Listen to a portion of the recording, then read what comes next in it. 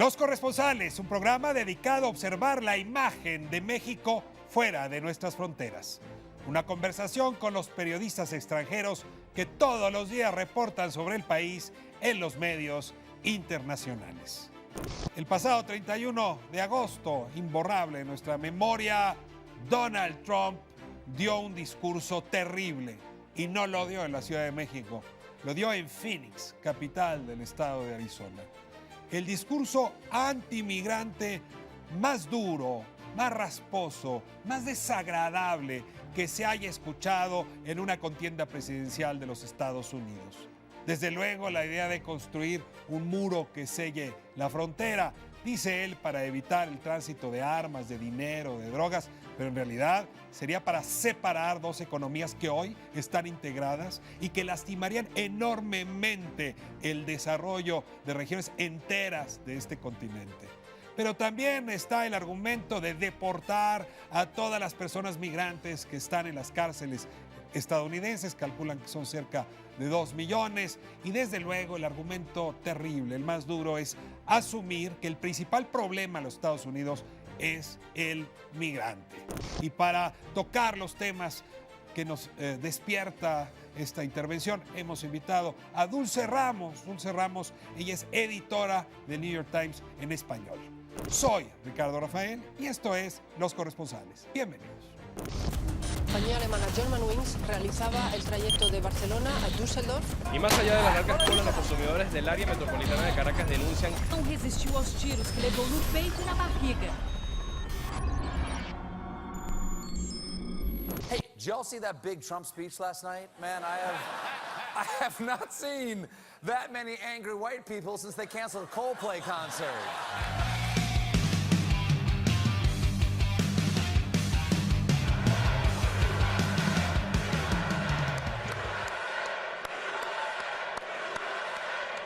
It's our right as a sovereign nation to choose immigrants that we think are the likeliest to thrive and flourish and love us.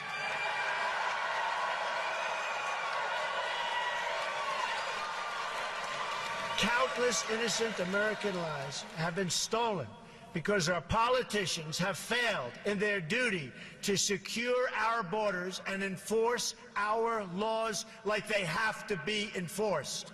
Countless Americans who have died in recent years would be alive today if not for the open border policies of this administration. Not gonna happen anymore, folks. November 8th, not gonna happen anymore. Pues una suerte, Dulce Ramos, de tenerte aquí en Los Corresponsales. Me hace muy, muy feliz. Muchas gracias por la invitación. ¿Por qué escoge Donald Trump Phoenix, Arizona, para dar este discurso? Habría varias aristas para decir por qué en Arizona. Primero, pues el flujo migratorio justamente en la frontera norte de México y entre Arizona, que históricamente ha sido muchísimo, ¿no? La vida en común que hay en la frontera norte de México y en la parte de Arizona, en la parte de Phoenix, en la parte de Tucson, es muy, muy grande, ¿no? Y además, Maricopa, no olvidemos, que es el municipio, digamos, pegado a Phoenix, es el segundo municipio más poblado por migrantes donde mexicanos hay más migrantes en todo mexicanos. Estados Unidos. Exacto. Y no olvidemos que está la figura de alguien importantísimo en el discurso público hace unos años, por lo menos en México, el chef Arpaio, sheriff de Maricopa, justamente. Él promovió una ley para incentivar la deportación de muchísimos mexicanos, al menos los que vivían en esta zona. La SB 170. Exacto, una ley que al final, si no recuerdo mal, quedó como inconstitucional, ¿no? Pero que levantó muchísima polémica en su momento, ¿no? Entonces, al tener en Arizona, al tener en Phoenix una base de migrantes importantísima, no es extraño que Donald Trump vaya ahí a dar un discurso, como tú bien dijiste, anti-inmigrante. Ahora, es que es una fricción muy fuerte, porque tienes de un lado Maricopa, que está fuertemente poblado por migrantes mexicanos que votan, ¿eh? Por supuesto. Y Phoenix, que es una ciudad mayormente poblada por retirados estadounidenses, blancos, enojados por vivir muro, digamos, frontera con frontera, claro, con los de Maricopa. Es decir, sí es un emblema de la fricción entre mexicoamericanos y estadounidenses más WASP, déjame llamarlo así, Sí. felices de su nacionalismo. Por eso escoge el lugar. Siguiente pregunta en esa misma dirección. Tiene un auditorio enojadísimo, furibundo. No sé, son argumentos que ya no esperaba uno en la edad adulta nuestra y del planeta escuchar. Es verdad, ¿Qué es fue lo verdad. que más te molestó del discurso de Phoenix? Dos cosas. El principio y el final y lo del medio, no. Dos cosas. Me puso de verdad, me erizó la piel el momento de escuchar la propuesta de Trump de tenemos derecho como una nación soberana a elegir los migrantes más propensos o que parezcan más propensos a adaptarse, a prosperar y a amarnos. Es decir, este Darwin. filtro. No, por supuesto, Darwin, una ¿no? selección, Ya selección no muy natural, natural de la migración, ¿no? Eso me pareció, de verdad, tuve que verificar en redes, incluso a ver si alguien había puesto la frase tal como yo la escuché, ¿no? Esta selección, como tú bien dices, no natural de la migración y después decir, vamos a prohibir migrantes de Siria, vamos a prohibir migrantes, no recuerdo mal si dijo también Líbano, etcétera. Africanos.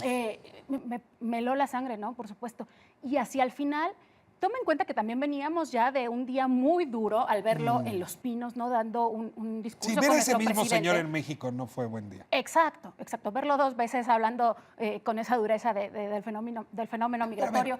Al final, le da el micrófono a unas 10 personas, 10 padres de familias que se presentan. Soy fulano de tal, mi hijo, fulano de tal, murió a esta edad, en este año, a manos de un migrante indocumentado. El mensaje repetido una y otra vez, hasta que pasaron estas 10 personas, que además besaban a Trump, lo abrazaban, le decían Dios te bendiga, etcétera, me pareció que era el momento en el que estaban vendiendo la idea o en el que estaban tratando de proyectar la idea de los migrantes indocumentados son asesinos de blancos en Estados Unidos. Que además, a mí sí me deja frío, porque tienes razón, lo hizo al final, pero también lo hizo al principio. Para ir calentando motores, las conté yo, 15 historias distintas Claro. de asesinatos que se cometieron en Estados Unidos por migrantes. Pero uno se pregunta, ¿y el médico mexicano que en la clínica Mayo le salvó la vida a alguien? ¿Y el ingeniero mexicano especialista en nanotecnología que inventó una nueva tecnología en Dallas? ¿Dónde estaba esa otra parte de la historia? Fue un nivel de maniqueísmo. La gente que trabaja para él Vomitivo. en sus edificios y en su corporación. Vomitivo. ¿No? Por supuesto que él también, y se ha demostrado que tiene empleados mexicanos. ¿Convence en su discurso que el principal problema de Estados Unidos son los migrantes? ¿Te parece que, digo, porque convenció a esa audiencia, estaban Claro. desbocados, parecía circo romano, Sí. pero ¿te parece que convence afuera que en efecto el principal dilema de los Estados Unidos, su principal problema son los migrantes?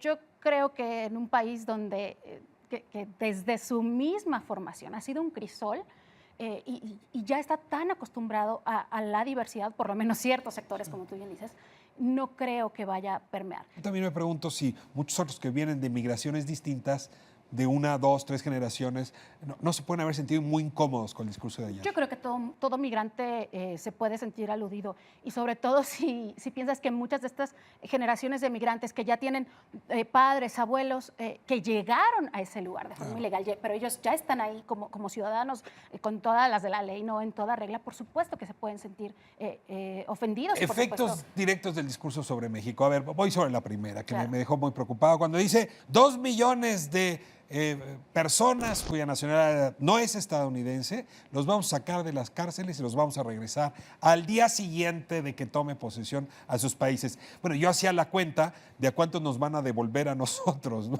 Mira, como periodista conozco casos de presos en Estados Unidos, mexicanos, que han cometido algún tipo de delito en Estados Unidos, en el caso que me tocó reportear delitos de tráfico de drogas, que han querido